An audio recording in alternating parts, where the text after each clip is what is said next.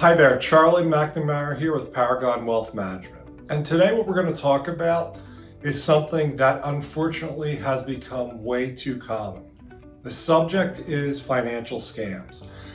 Recently, we've had multiple clients, some family members that have been targeted by scammers. In some cases, they were cold calls pretending to be from a bank or a government agency. In others, they were told that they have to withdraw money immediately or they're going to miss out on the best investment opportunity. And some of these scammers were caught, often, and other times they weren't. And you may ask, why did this happen? Or why do people, fall for this? And here's the thing, these scams work. Not because people aren't smart or because these fraudsters are professional manipulators. They know how to dig deep into emotion, fear, urgency, shame, and what happens is people bypass logic. When they stop and think about it, they realize that's what happened. So what they do is they impersonate banks, brokerages, law enforcement, and even some loved ones. They create high-stress situations. You won't have the time to verify. It's not about intelligence at all. It's about timing, fear, and pressure tactics.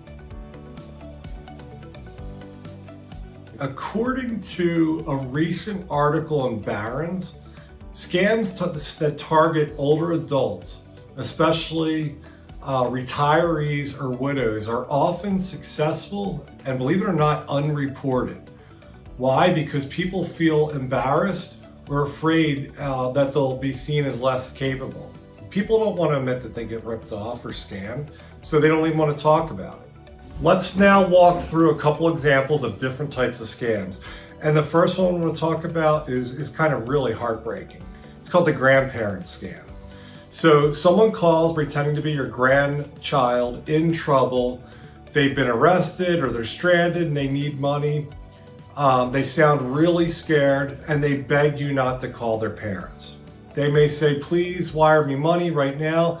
And by the way, don't tell my parents. And you panic. And what happens is you act right away. So here's a reminder.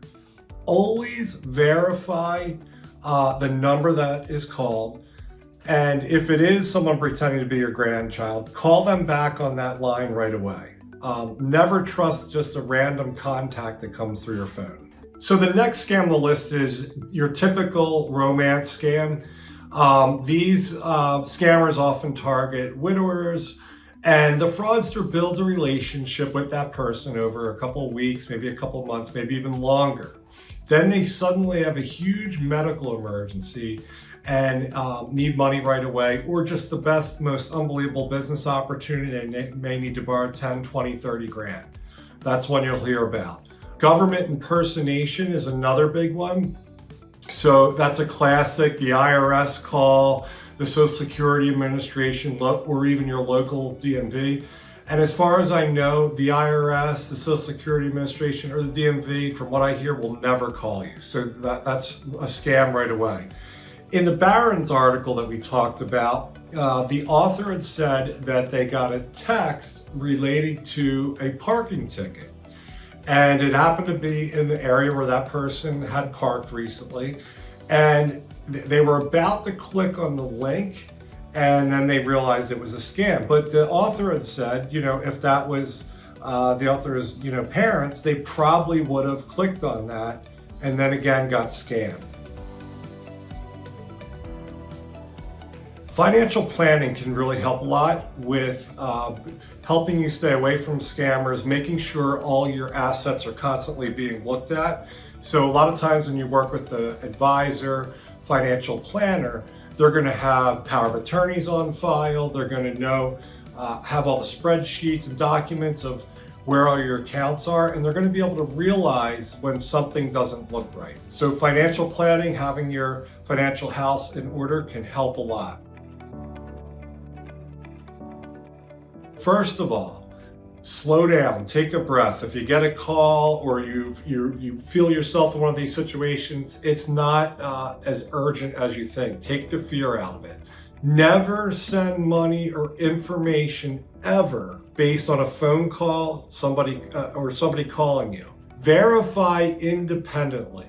So don't use the number they gave you. Actually look up the number to the institution and try that. Try calling that number back, make sure it matches. Talk to your financial advisor. Talk to maybe your kids or somebody you trust before acting at all. And if you're unsure, you can always call us. We're here to help. Right away, stop communicating with the person that has somehow gotten your phone number. Block their number, delete the emails, and don't respond even if you feel scared or guilted into it. Freeze your credit.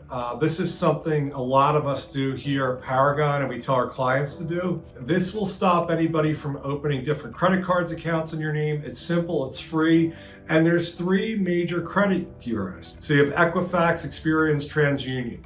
So what you can do is you can turn all those off.